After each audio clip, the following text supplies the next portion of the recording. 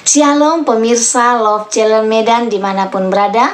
Senang rasanya kita boleh berjumpa dalam pelajaran diskusi sekolah sahabat ketiga triwulan kedua tahun 2022 dengan judul Kain dan Warisannya. Bersama kami Love Channel Medan. Kami mengucapkan terima kasih untuk setiap dukungan yang telah kami dapatkan melalui like, komen, dan subscribe yang pemirsa telah berikan. Semoga Tuhan yang membalas kebaikan Bapak Ibu yang tidak dapat kami sebutkan namanya satu persatu. Pemirsa Love Channel Medan, kami dari Love Channel Medan merasa sangat istimewa dan terberkati karena telah hadir bersama kita dalam pelayanan ini Ibu Marliana Cakra Pawira yang membuat kami lebih semangat lagi dalam pelayanan ini. Baiklah pemirsa, kita akan menyapa lovers kita yang cantik-cantik. Halo Ibu Tina, apa kabar? Halo Ibu Rina, salam jumpa pemirsa yang diberkati Tuhan. Salam sehat, damai, sejahtera. Jadilah petang, jadilah pagi, segenap alam bersaksi, segenap alam memuji, sungguh amat baik. Terima kasih. Halo Ibu Rita, apa kabar? Salam Ibu Rina, salam jumpa kembali lovers dan pemirsa dimanapun berada. Terima kasih kita boleh bertemu kembali sore hari ini. Kita kembali belajar firman Tuhan. Mari belajar, mari berbagi. Salam. Shalom. Halo Ibu Marliana Cakra Pawira, apa kabar Bu?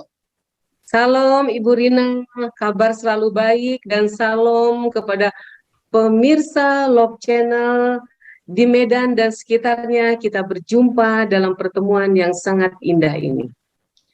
Terima kasih Ibu. Saya Dor Marina, salam jumpa pemirsa. Mari melayani. Semoga kita menjadi berkat bagi umat-umat Tuhan sepanjang hari ini. Terima kasih, Tuhan memberkati. Taman yang indah, ya Taman Eden, kitab Kejadian menceritakannya. Kalau hendak jauh dari kejahatan, mari kita hidup sebagai pelaku firman Tuhan. Sebelum memulai diskusi kita pada saat ini, kita akan berdoa yang dipimpin Ibu Tina. Kepada Ibu Tina kami persilakan. Dan syukur kami persembahkan kepadamu Tuhan, karena Engkau sangat baik.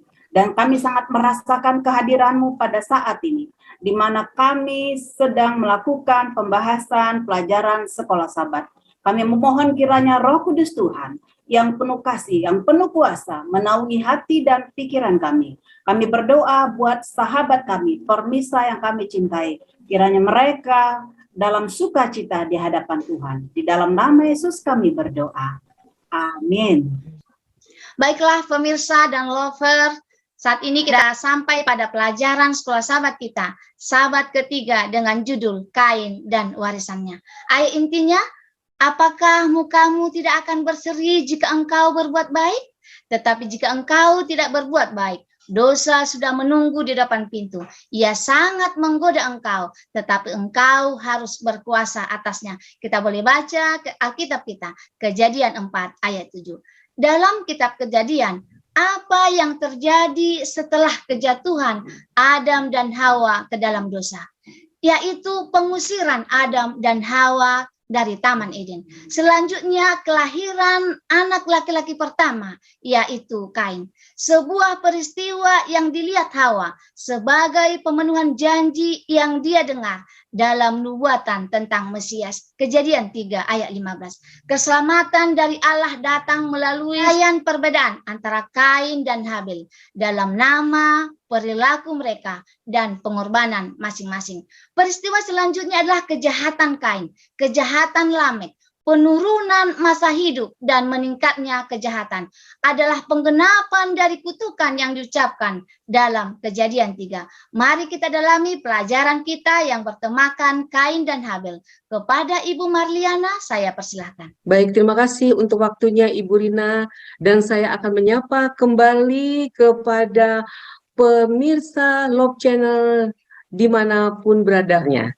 Saya bersyukur dan berterima kasih suatu kesempatan yang sangat indah. Pada saat ini kita bersama-sama akan belajar tentang firman Tuhan, di mana kita meyakini bahwa firman Tuhan adalah penuntun di dalam kehidupan kita, bahkan membukakan pemikiran kita, bahkan mengubahkan kehidupan kita, bahkan mengubah perilaku kita, supaya dari waktu ke waktu kita hidup lebih baik. Dan kita bersyukur dan berterima kasih di mana organisasi menyiapkan buku pelajaran sekolah Sabat, di mana pelajaran ini sangat-sangat luar biasa, memberikan pemahaman kepada kita masing-masing dengan tuntunan dan kuasa daripada Tuhan. Jadi saya akan membahas bagian saya dalam pembahasan firman Tuhan ini diambil dari buku sekolah Sabat kita pekan ini. Jadi saya kebagian pada hari Minggu dengan judul Kain dan Habel. Satu hal yang menarik perhatian kita dari pelajaran sekolah Sabat hari Minggu adalah sebagai berikut. Yang pertama, peristiwa pertama yang dicatat oleh penulis Alkitab segera setelah pengusiran Adam dan Hawa dari Taman Eden adalah kelahiran Kain.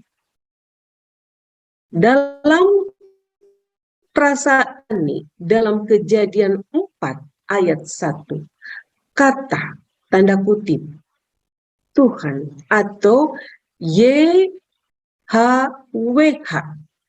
langsung terkait dengan kata tanda kutip seorang manusia. Sebagaimana terjemahan literal berikut menunjukkan, aku telah memperoleh seorang manusia, yakni Tuhan sendiri.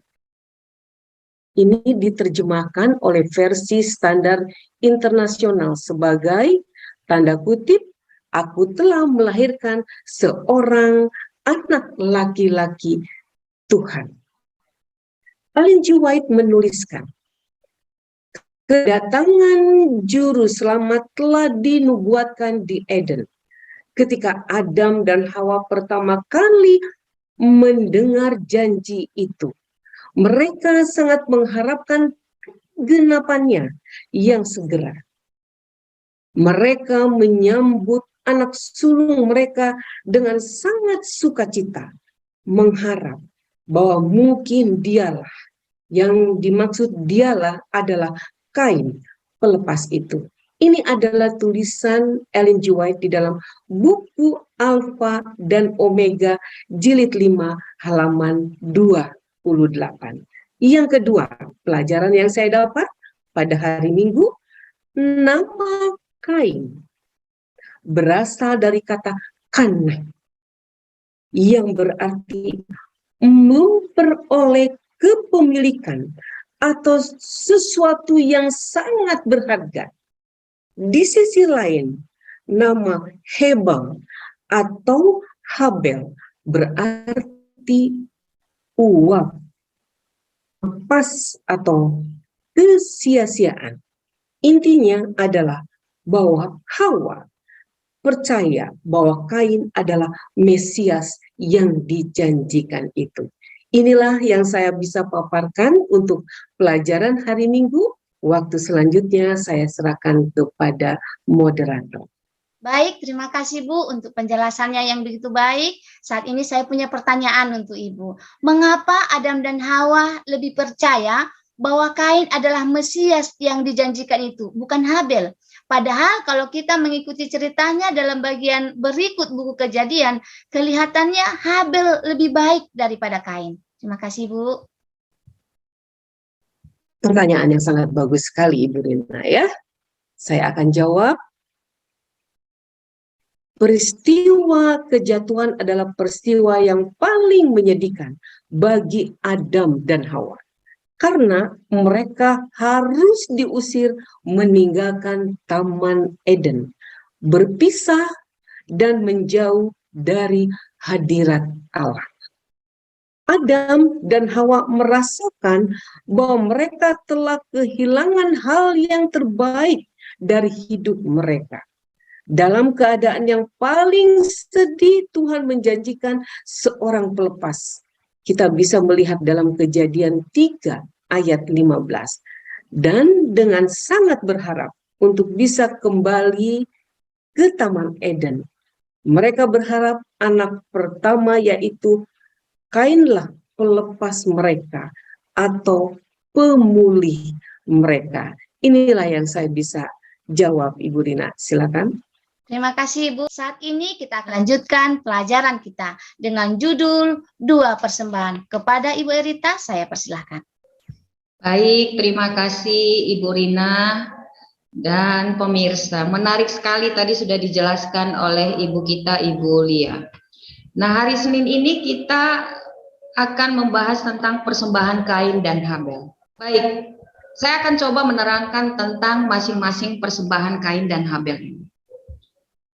Tadi sudah dijelaskan ketika Adam dan Hawa pertama kali mendengar janji Tuhan, mereka sangat mengharapkan kegenapannya bersegera. Ya, tadi kelahiran Kain, kelahiran Habel sudah kita dengarkan. Baik, dalam Kejadian 4 ayat 2, mari kita baca Alkitab kita. Di sana dikatakan, Kain adalah seorang petani, profesi yang membutuhkan kerja keras fisik tentunya. Persembahannya hanya dari hasil tanah, yaitu penghasil buah. Baik, secara karakteristik, Kain bekerja untuk memperoleh berupa buah tanah yang dia hasilkan. Lalu bagaimana dengan Habel? Kita dalam Kejadian 4 ayat 2 juga di sana disampaikan, Habel adalah gembala kambing domba. Sebuah profesi yang menggambarkan kepekaan dan kasih sayang. Secara karakteristik, pekerjaan Habel berhati-hati untuk memelihara domba yang diterimanya. Lalu di sini Habel mempersembahkan seekor domba sebagai pengingat tentunya bahwa pemberian Tuhan kepadanya. Nah, apa perbedaan persembahan keduanya? Lovers dan pemirsa, tentunya yang harus kita pahami adalah bahwa bagaimana persembahan yang Tuhan inginkan sesungguhnya. Kenapa ada perbedaan Kain dan Habel? Mari kita baca dalam Keluaran 29 ayat 39 sampai dengan 41. Di sana disampaikan seekor hewan korban persembahan untuk dipersembahkan sebagai korban bakaran. Tanpa tercurahnya darah, tidak akan ada pengampunan dosa. Dan mereka harus menunjukkan iman mereka di dalam darah Kristus sebagai penebusan yang dijanjikan dengan cara anak sulung domba mereka sebagai korban. Jelas ya Ibu Rina ya? Nah, Habel mematuhi apa yang disampaikan Allah tadi. Sementara Kain mengabaikannya. Habel memberikan sebagai lambang keterbukaan. Habel memahami pengorbanannya sebagai pengingat akan pemberian Tuhan kepadanya. Sementara Kain mempersembahkan kepada Tuhan.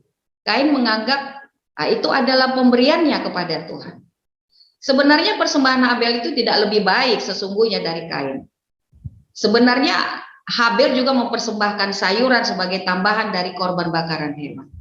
Nah, mari kita baca kembali Alkitab kita dalam Keluaran 23 ayat 19. Dalam catatan Musa, Habel memilih buah yang terbaik dari buah bungaran, hasil yang paling berharga pada musim itu.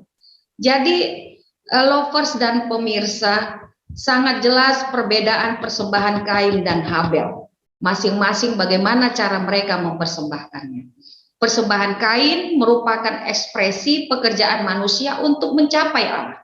Sedangkan persembahan Habel adalah ekspresi kebutuhan manusia akan keselamatan dari Allah. Kemudian pemirsa, mari kita baca dalam Kejadian 3 ayat 15. Persembahan Habel dikaitkan dengan janji kedatangan Mesias anak domba yang akan dikorbankan demi menyelamatkan dunia. Sedangkan persembahan Kain merupakan ritual kosong. Baik Ibu Rina, demikian mungkin yang boleh saya sampaikan. Terima kasih. Baik Ibu Rita, terima kasih untuk penjelasannya. Setelah Habel dan Kain memberikan persembahannya kepada Tuhan, ada yang diterima, Inilah yang menimbulkan adanya tindakan kejahatan. Kepada Ibu Tina, kita persilahkan untuk menjelaskan tindakan kejahatan. Baik, terima kasih Ibu Rina.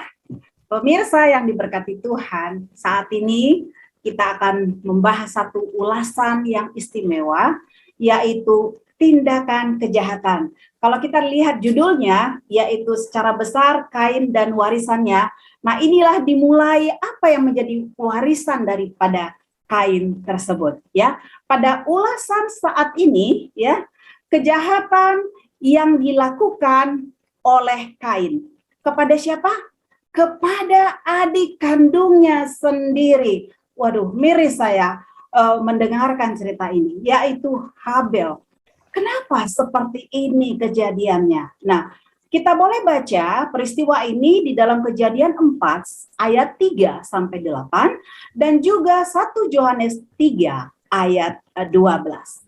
Pemirsa yang diberkati Tuhan, tadi sudah dijelaskan ya di depan terutama oleh Ibu Erita apa pekerjaan mereka.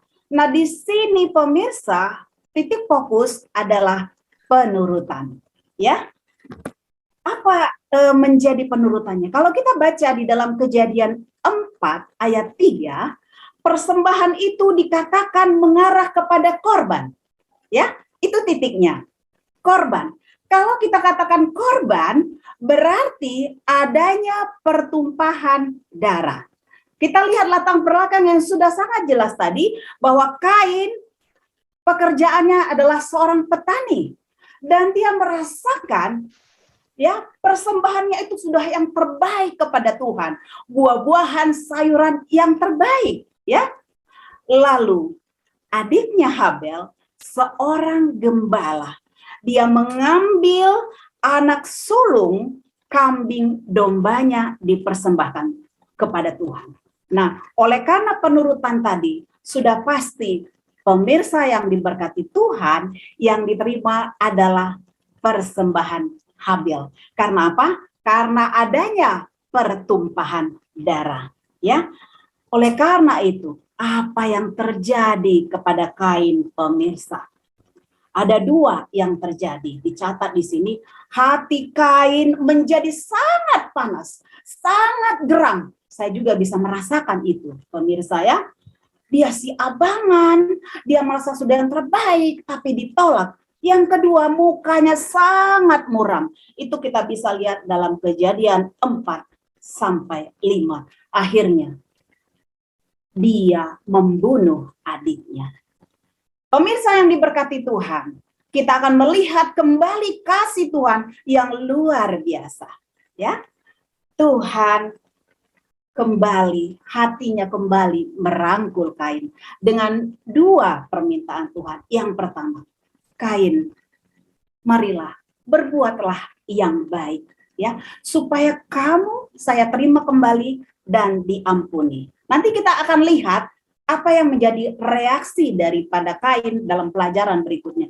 Dan yang kedua, Tuhan meminta Kain untuk mengendalikan dirinya. Dalam catatan Kejadian 4 ayat 7 yang terakhir dikatakan, engkau harus berkuasa atasnya. Atasnya itu pemirsa adalah artinya dia harus menguasai dirinya dan situasi. Dan akhirnya pemirsa yang diberkati Tuhan.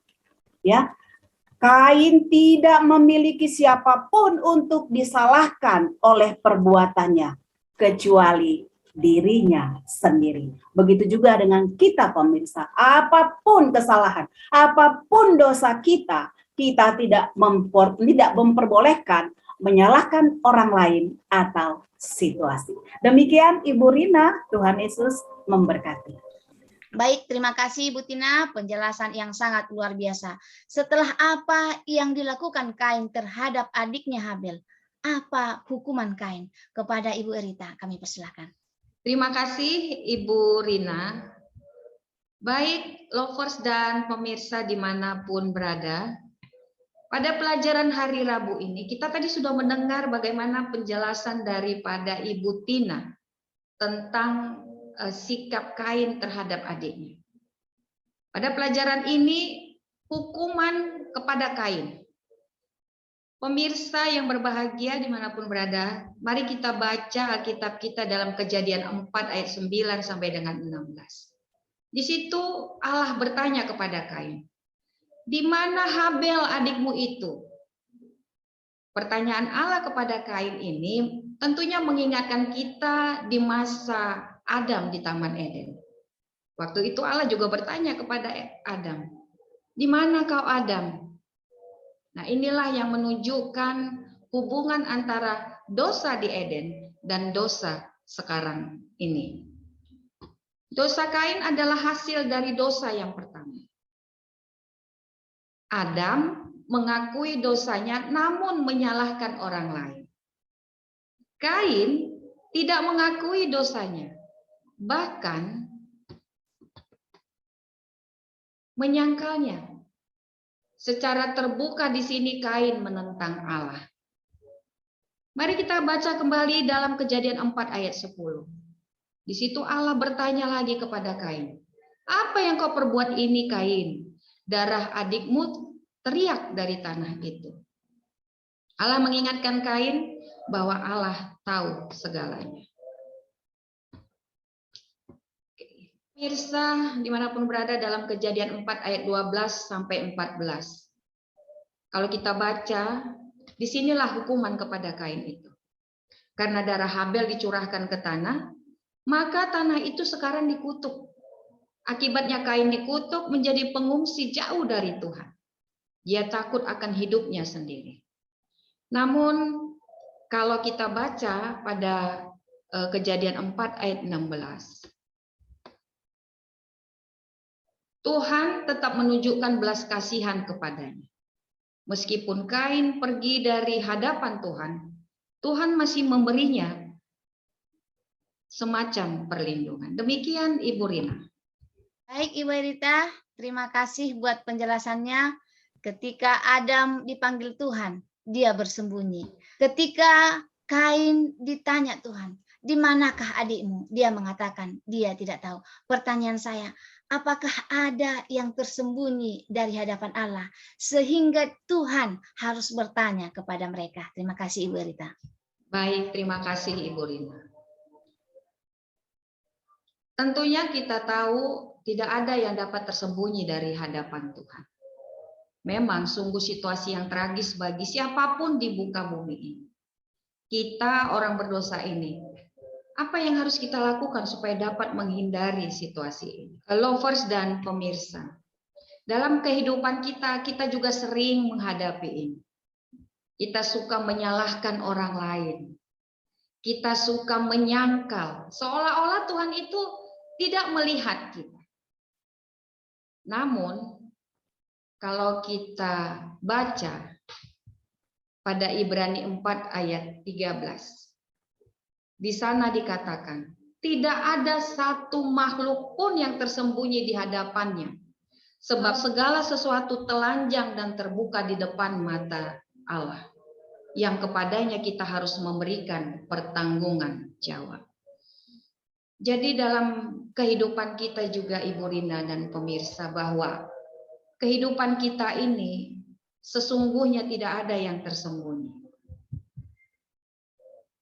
Inilah yang harus kita ingat, bahwa ketika kita mengalami satu kesalahan, kita tidak boleh menyalahkan orang lain. Kita tidak boleh menyangkal atau bahkan kita membawa orang lain masuk kepada kejahatan kita itu.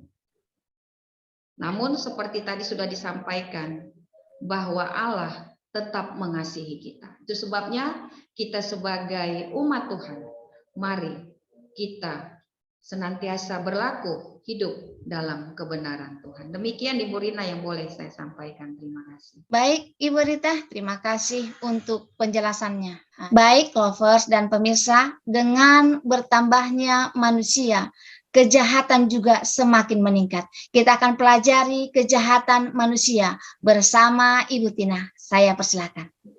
Terima kasih Ibu Rina, terima kasih juga lovers, pemirsa yang diberkati Tuhan. Kembali kita mengulas satu judul, yaitu kejahatan manusia. Tentu kejahatan manusia inilah turunan kejahatan daripada Kain, ya. Setelah manusia keluar dari Taman Eden, kejahatan pertama yang dilakukan yaitu Kain membunuh adik kandungnya Habel. Dan kejahatan yang kedua sama pemirsa, yaitu cucu Kain membunuh. Nah, kali ini dia bukan membunuh satu orang, tetapi dia membunuh dua orang. Yang luar biasanya lagi, dia mempertontonkan kejahatannya kepada kedua istrinya, yaitu Ada dan Zila. Lalu pada waktu itu dia panggil, istri-istriku, mari, saya mau menyampaikan sesuatu kepada kalian. Dikatakan, saya telah membunuh dua orang. Dengan alasan, dia bilang, ada seorang laki-laki, dia melukaiku, sehingga aku membunuhnya. Lalu yang kedua, ada pula seorang muda, dia memukulku, lalu aku membunuhnya. Pemirsa, luar biasa ya, luar biasa. Nah, kita melihat ada sedikit perbedaan antara Kain dan cucunya. Ya, Kain pada awal dia bersikap diam dan akhirnya dia meminta pengampunan daripada Tuhan. Namun Lamek yang luar biasa ini bersikap menyombongkan diri dan tidak meminta pengampunan. Luar biasa. Dalam catatan Alkitab, Lamek ini masuk kepada keturunan keempat peristiwa kejahatan itu dan luar biasa. Sehingga pemirsa yang diberkati Tuhan, kejahatan Kain dibalas 7 kali oleh Tuhan dan kejahatan Lamek dibalas 77 kali oleh Tuhan. Ya, pemirsa yang diberkati Tuhan, saat peristiwa itu juga ada 2 yang disampaikan dalam catatan Alkitab. Yang pertama, Kain memperkenalkan monogami, yaitu memiliki satu pasangan pada pernikahannya. Yang kedua, Lamek memperkenalkan poligami, yaitu memiliki lebih dari satu pasangan pada pernikahan mereka, yaitu Ada dan Zila. Pemirsa yang diberkati Tuhan dan lovers yang saya kasihi, kejadian ini pasti mempengaruhi generasi Kain berikutnya. Kita boleh percaya hal ini. Terima kasih Bu Rina, ini yang dapat saya jelaskan. Baik Ibu Tina, terima kasih untuk penjelasannya. Ini sekedar pemikiran dalam peristiwa kejahatan oleh keturunan Adam, terkhususnya Kain dan Lamek. Bagaimana Tuhan menyiapkan jalan keluar dari kejahatan ini? Silakan Ibu Tina. Ya, puji Tuhan ya Ibu Rina dan pemirsa yang diberkati. Tadi kita sudah mendengar dan pelajaran kita juga yang lalu kita mendengar bahwa Allah melakukan kasih yang luar biasa. Ya, Dia tidak datang dengan gemuruh, tapi Dia dengan kasih, dengan kepedulian, merasakan sakitnya hati manusia. Jadi Dia datang dengan kelemah lembutan. Baik, pemirsa, pada saat ini ada peristiwa yang membalikkan tren kejahatan Kain itu, disebut ya tren kejahatan, yaitu kelahiran adiknya, yaitu Set, ya, yang diberi nama oleh Hawa untuk menunjukkan bahwa Tuhan meletakkan benih lain, ya, menggantikan Habel. Dan saya boleh teruskan di ayat berikutnya bahwa keturunan pertama Set diberi nama Enos. Nah, disitulah dikatakan waktu itulah orang mulai memanggil Tuhan. Pemirsa yang diberkati Tuhan, Allah tetap bekerja untuk mencapai atau nubuatan yang sudah kita dengarkan di dalam Kejadian 3 ayat 15. Demikian Ibu Rina, Tuhan Yesus memberkati. Puji Tuhan, terima kasih Bu Tina buat penjelasannya.